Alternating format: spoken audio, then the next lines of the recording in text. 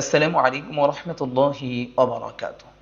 সম্মানিত দ্বীনী ভাই ও বোনেরা, এক দ্বীনী বোন জানতে চেয়েছেন কোরবানির গোশত কত ভাগ করতে হবে। ভাগটি এমনভাবে করতে হবে নাকি এক ভাগ ফকির মিসকিনদের জন্য, এক ভাগ আত্মীয় স্বজনদের জন্য, আর এক ভাগ নিজেদের জন্য, এইভাবে কি ভাগ করতে হবে? এমনটি করা কি আবশ্যক?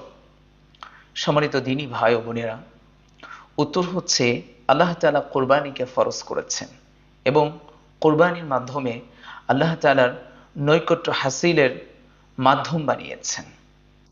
এবং কোরআন এবং হাদিসে এইভাবে নির্দিষ্টভাবে বলা হয়নি কতটুকু খেতে হবে এবং কতটুকু দান করতে হবে।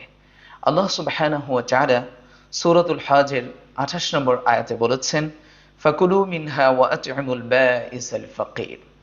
তোমরা খাও এবং দরিদ্র এবং দুঃখী মানুষদেরকে খাওয়াও। শরীয়তে বৈধতা দিয়েছেন কোরবানির গোশত খেতে এবং দান করতে। যদি কেউ 3 ভাগের 2 ভাগ নিজে খায় এবং 1 ভাগ দান করে, অথবা 2 ভাগের 1 ভাগ নিজে খায় এবং 1 ভাগ দান করে, এবং 3 ভাগের মধ্য থেকে 3 ভাগই নিজে খায়, এতেও কোনো সমস্যা নেই। কারণ শরীয়তে একটি প্রশস্ততা দিয়েছে, সুযোগ আছে। তবে হ্যাঁ, উত্তম হচ্ছে নিজে খাওয়া, আত্মীয় স্বজনদেরকে দান করা এবং যারা আপনার কাছে চায় তাদেরকে দান করা। আল্লাহ সুবহানাহু ওয়া তাআলা সঠিকভাবে কোরআন এবং হাদিস এবং দ্বীন জেনে বুঝে মানার তৌফিক দান করুক। আমিন।